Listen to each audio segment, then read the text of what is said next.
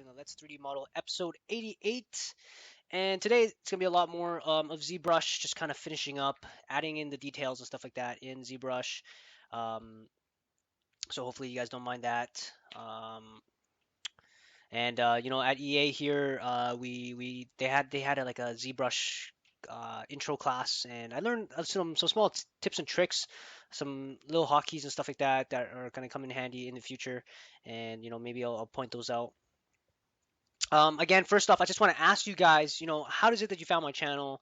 Um, and if you guys have been a long time viewer here, let me know what your thoughts are on the channel. I'm gonna give a special shout out to one of my subscribers and viewers. I hope. I'm not actually too sure if he or she subscribes to my channel or not, but gave me some really good feedback and suggestions on the channel. So thank you so much. Let me just quickly find out the name here.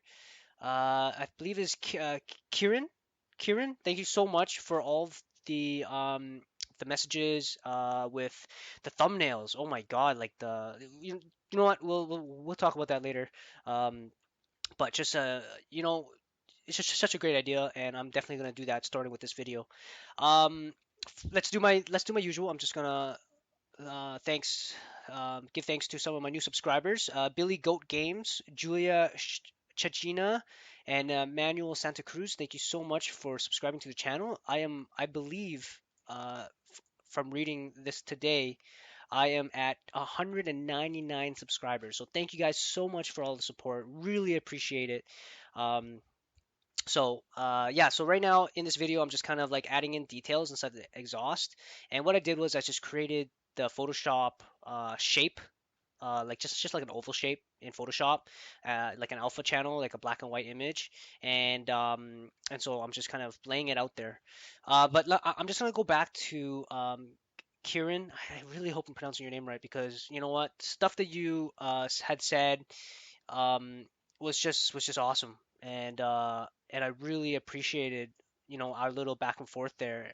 Um, I just want to say that I'm not a professional YouTube content creator, and you guys probably have way more experience in watching good YouTube channels and stuff like that. So please, rein in, give me some comments. I really enjoy that. You had some great things, like you said, you wanted to see more Maya stuff, and that will come because you spoke out about that. I want to wrap up this project as soon as possible so I can start a smaller Maya project.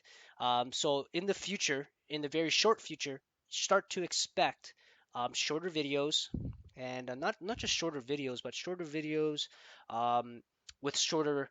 Not shorter videos. What am I talking about? Shorter projects, so that you guys can see a small asset being created from beginning to end, and just like the different workflows that I'll be using. Whether it's Substance Designer, Maya, or Maya Substance Designer Photoshop, or Maya Photoshop Undo, or whatever it is, and it's just like quicker. So thank you so much for that. Like I said before, the thumbnails, that was just genius. Something that I never even thought of. Something that's so important. Like if this video consists of me spending more time in ZBrush, I'm gonna put the ZBrush icon on it in the thumbnail so you guys can know. And I think that like it's just something that just flew over my head. That I just didn't even think about. So thank you so much for that. Sorry, I'm rambling on here. I'm sorry for that. I know the video is only 13 minutes, and I shouldn't be rambling this much. But you know what? Honestly, I'm just kind of going in. I'm adding in like rust and just some bumps and normals and cracks and stuff like that inside here. I got a lot of my alpha channels on the Z. Was it the Z Central, or is it Z Central? It's like it's a ZBrush download center where you can download all of these like alphas that they give out. So that's where I download a lot of my alphas. So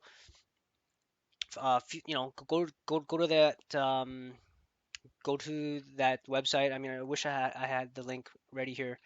But yeah, sorry. I just want to finish up my thanks to Kieran. Thank you so much for being interactive and interacting with me through comments on my YouTube channel.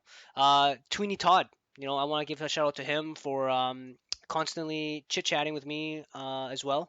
And I believe there's one more person that's been chit-chatting with me a lot. Let me just give him a quick shout out. Who is it? Sorry, let me see. Let me just quickly find this here. I don't want to spend too much time talking here. Sorry. Who is it? Who is it? Who is it? Okay, well, I will wrap. I will find. I will figure that out next time. Uh, but yeah, yes. Just thank you. Thank you so much for all the support. I really, really appreciate it. Okay, so let's get to the video here. So you know, you guys are seeing I'm adding some cracks, and these brushes. I believe I got these brushes.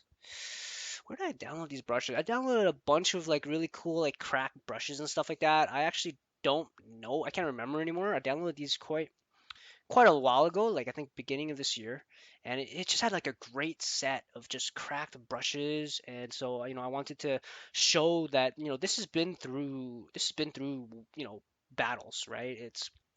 It's like a sand dune buggy hot rod thing. It's been through some, you know, it's been through some tough times. You know, it's seen chipped rocks smacking at it. It's been shot at and stuff like that, right? So you know, I'm just adding in some cracks and things like that to it to kind of give it that little detail. Um, and you know, a lot of this stuff can be done in Endu. Like I will come out and say that. Uh, I find that Endu you can get a lot of these results quicker, but I just feel like it's ZBrush, you get full control of your normals, right? So I think that I've gone a lot quicker now with ZBrush. That Endu is still, I think, a quicker way of doing things, and I can still see Endu being um, like viable if you know ZBrush. It's just I just love having the control. And that being said, I'm not saying that Endu doesn't have control. It definitely does, but it's like control in a different manner. So right here, I'm just kind of adding in some like dents and stuff. Um, and I'm using like a paper wrinkle alpha. And what it's doing is that it's kind of like creating like it's like the metal has been pushed around a bit, which adds this really cool kind of feel to it. Um, and again, you know, these are kind of the details that, you know, in Endu, I mean, it's possible. You can definitely get this done in Endu, but I just love having that control in ZBrush. So, so yeah, I'm just kind of going through each piece and just kind of, this paper wrinkle thing was actually something that I learned in at EA when I went to that class, and to kind of add that little detail in there. I really look forward to creating some of the textures like the wood textures and the metal textures for this. It's going to be a lot of fun to kind of figure out, you know, how am I gonna kind of texture this. It'll be quite a challenge, I think, at first to kind of break it all down and figure out what it is that I want to do. But it should be fun all at the same time. So, so here I'm kind of just putting in like more like grime and stuff. And I feel like with vents, I probably should have like leaks and stuff coming down at the bottom. So I might go in and add that. Um, because right now I feel like there's a lot of rust and stuff, but like rust needs, uh, but there's lots of like liquids and stuff like that. You know what I mean? Like, so I think I feel, I mean, you are out in the desert, so I mean, I don't know. I don't know. I'm going in right now with the trim dynamic, and I'm just kind of like rounding off, making sure that these aren't like perfect, right? Like these little center things, these edges shouldn't be perfect. So I'm just kind of going in and I'm just kind of like scratching it up a bit using the I'm not scratching it up. I'm just kind of like flattening out and rounding off, adding some like wear and tear to it a little bit so that it's not all the same. So that's just like micro details, right? That people probably might not even like notice or see from that view, but I figured I might as well put it in there.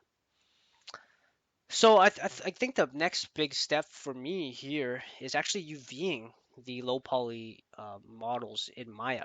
So that's gonna be the next step, and for a lot of people that might be interesting. For some people it might not be.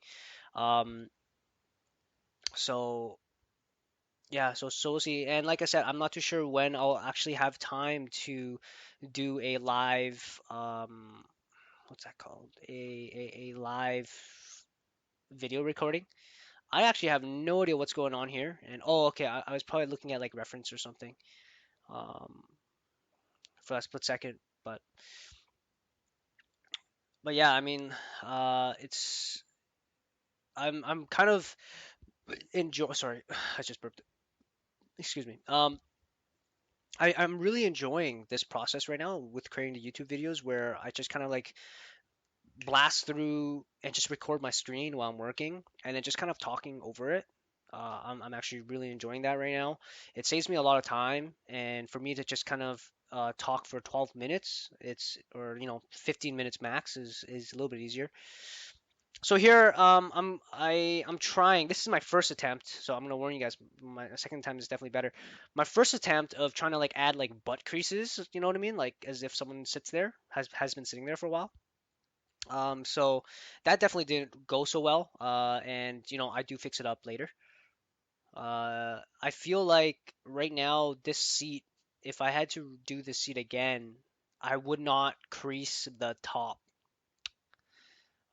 Because right now I feel like it's really really sharp, and it definitely shouldn't be that sharp. It should be a little bit more rounded, and then maybe like the bottoms should be sharp, right? So it's a small detail right now. I feel like I probably should fix that up.